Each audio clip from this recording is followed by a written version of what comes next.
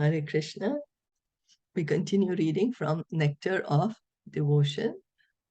Nana Shastra Vicharane Kanipano Sad Dharma Samsthapako Lokanam Hittakarino Tribhuvane Manyo Sharanaya Karo Radha Krishna Padaravinda Bhajana Nane Dena Matilika Vande Rupa Sanatana Raghujuga Shri Jiva Gopalaka. So we are on the introduction of Nectar of Devotion, invoking auspiciousness. Lord Shri Krishna is the Supreme Personality of Godhead, the cause of all causes, the reservoir of all rasas or relationships, which are called neutrality, passive adoration, servitorship, friendship, parenthood, conjugal love, comedy, compassion, fear, chivalry, ghastliness, wonder, and devastation. So these are the 12 rasas. These are the 12 rasas, out of which the first 5 are primary rasas, and the next 7 are secondary rasas. Primary rasa means the mood, the relationship with Krishna. Neutrality, that's the Shantaras. Passive adoration. Servitorship, as a servant. Friendship, as friends. Parenthood, having the concern as a parent. Conjugal love, the amorous relationship between the lover and the beloved. And then these are the 5 primary rasas. And then there are these secondary rasas, which may or may not be evident at any given point of time. They will keep on moving around. That is comedy, compassion, fear, chivalry, ghastliness, wonder, and devastation. So Lord Krishna, he is the Supreme Personality of Godhead. Sarva Karana Karanam, cause of all causes. Ishvara Parama Krishna, Sachidananda Vigraha, Anadir Adir Govinda, Sarva Karana Karanam. That is the position of Krishna. Lord Brahma, he gives it to us in very clear words.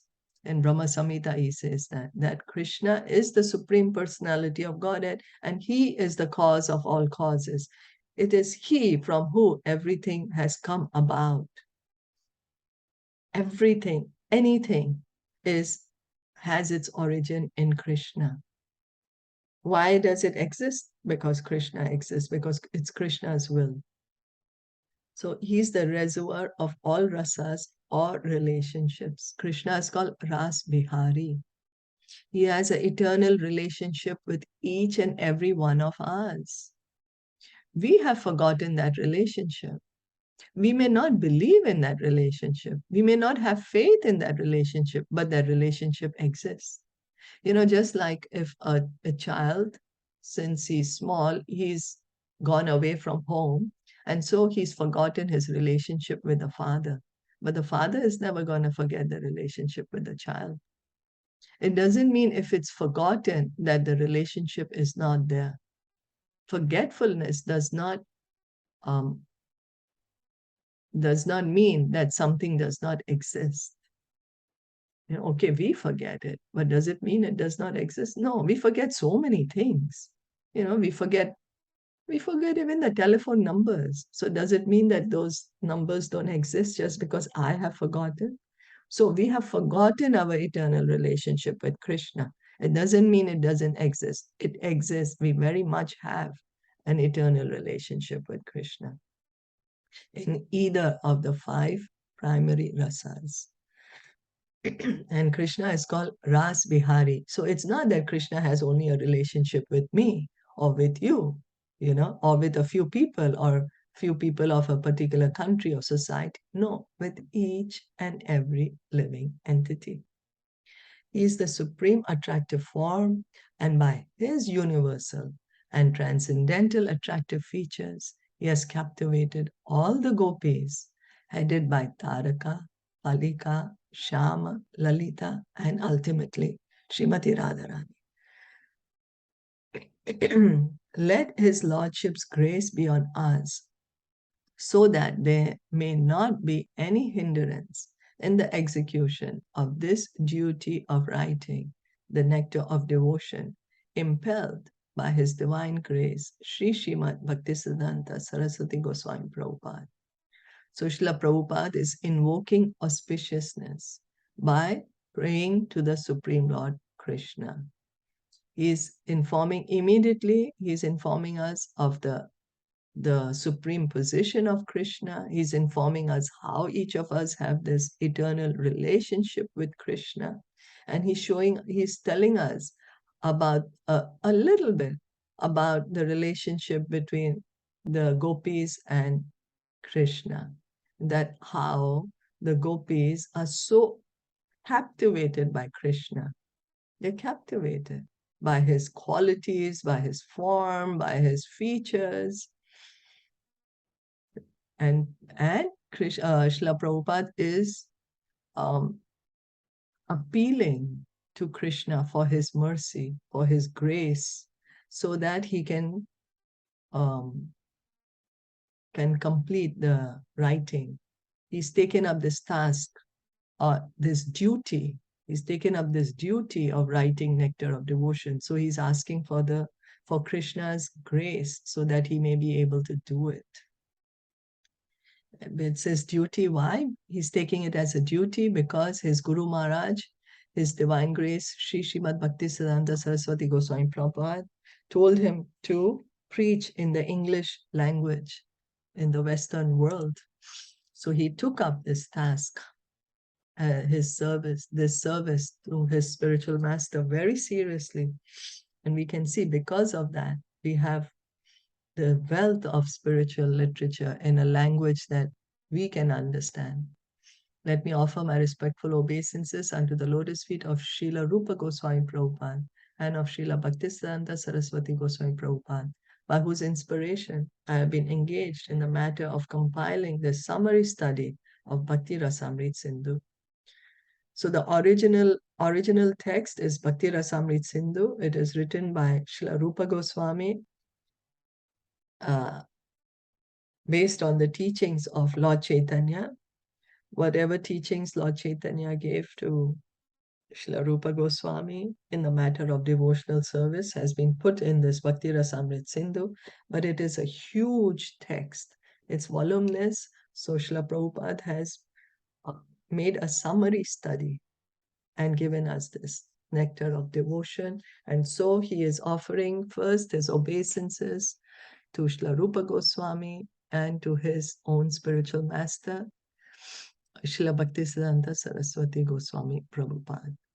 This is the sublime science of devotional service as propounded by Sri Chaitanya Mahaprabhu, who appeared 500 years ago in West Bengal, India, to propagate the movement of Krishna consciousness. So this Krishna consciousness movement is inaugurated by Chaitanya Mahaprabhu. Srila Prabhupada is giving us what Chaitanya Mahaprabhu has started. It is inaugurated by Chaitanya Mahaprabhu. Srila Rupa Goswami begins his great book by offering his respectful obeisances unto Sri Sanatan Goswami, who is his elder brother and spiritual master. And he prays that Bhakti Rasamrit Sindhu may be very pleasing to him. He further prays that by residing in that ocean of nectar, Sri Sanatan Goswami may always feel transcendental pleasure in the service of Radha and Krishna. So Srila Prabhupada is telling us, how does Rupa Goswami begin his book? He begins it by offering respectful obeisances to his spiritual master, Sanatan Goswami. Sanatan Goswami is Rupa Goswami's spiritual master and also his elder brother. And he's saying that may you be pleased that I'm writing this Bhakti Rasamrit Sindhu for your pleasure. May you always swim in the nectar of devotion, feel transcendental pleasure. So we can see the mood. It's not that, oh, yes, I'm writing such a great book. I got this instructions from Chaitanya Mahaprabhu and I'm so great. No, He is appealing to his spiritual master, Sanatan Goswami. This is for your pleasure, and I hope you can. And my desire is that you may feel transcendental pleasure by reading this book, by swimming in the nectar of devotion, residing in that ocean of nectar, in the service of Radha and Krishna. Hare Krishna. Yes. This thing, Lord Chaitanya Mahaprabhu came 500 years ago. So Srila Prabhupada came after him or before him? Like, what was like? Because this Srila is Prabhupada came, he appeared in 1896. So that was about 100 and, okay. yeah, 1896. And now we are in 2022. So it's like about 126 years ago. Okay. Yeah. Remembering all these Goswami names and all the masters' names is very difficult, like very confusing. It's true. It's true. I agree. But the more we hear, the Yeah, more then we will become familiar with them. once it like Yeah. listening to it, maybe it registers, but like now when you're reading it, it's like, acha, aisa tha, fir aisa tha, fir aisa tha. Okay, then again it's vanished. Again it comes back. So it's like a little confusing for me. Sorry. I agree. Agree. No, thank you. It's true. It's true. It is, you know.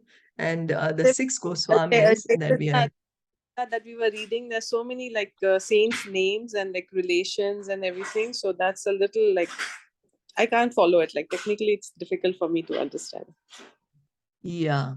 But just know that just by hearing these names, we are getting benefit. Just by hearing this, our sinful reactions are going away. We are getting purified. We are coming closer to Krishna. Mm. You know, just know that. And the six Goswamis, now Bhakti Rasamrit Sindhu is written by Rupa Goswami. Okay. Rupa Goswami is one of the six Goswamis of Vrindavan. And his elder brother, I'm sorry? Vrindavan, right? From Mayapur. That was a story, right? There was some connection there. The Goswamis were asked to go to Vrindavan by some saint, right? From Mayapur. So Lord Chaitanya, he told the Goswamis, you go to Vrindavan. Okay. Lord Chaitanya was in Navadvip. He was in,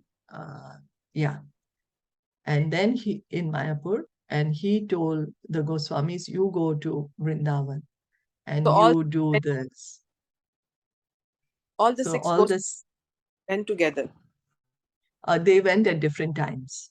Okay. Okay. They each went at different times. Okay. And so Sanatan Goswami and Rupa Goswami, they are brothers. Yeah. And Jiva Goswami is their nephew. Okay. They're actually three brothers, but one of the brothers died. But the brother's son is Jiva Goswami. So three of them are these relatives, Rup, Sanatan, and Jiva Goswami. Then there is Raghunath Das Goswami, Raghunath Bhatt Goswami, and Gopal Bhatt Goswami. So the more when we are reading Caitaniya Caritamita, we will hear a little bit more about them. Okay. Yeah. So this book, Bhakti Rasamrit Sindhu, is written by Rupa Goswami. Yeah. The brother and of they Sanatan were all is also the same. Yeah. Okay. Yeah, younger brother of Sanatan Goswami, and they were all there 500 years ago. Okay. At the time of Lord Chaitanya. Okay. Yeah. So they are also like one of the Gopas of Krishna who have come with Lord Chaitanya, like how he comes with very his good question. With his associates and his like friends and everybody, like his whole group comes in together. Yeah. So many of them, like Rupa Goswami in Krishna Leela, she is she's Rupa Manjari. Okay, so she's Rupa Manjari. She's form one of the Manjaris. Yeah. Okay. She's one of the Manjaris. The Manjaris are the younger friends of the gopis, the younger servants of the gopis. Even Sanatan Goswami is a Manjari, so it's most of them are Manjaris. Okay. The six Goswamis. So the Manjaris are the younger gopis, younger girls. Okay. Okay. The gopis are a little older, the manjaris are a little younger, Okay. and yeah, that is their eternal position in Golok Vrindavan also, and also in Krishna Leela when they came. Okay. Thank you. Hare Krishna. Thank you. Hare Krishna. So we'll stop here for today. Srila Prabhupada ki jai. Gaur Bhakta Vrinda ki jai. Hari Om.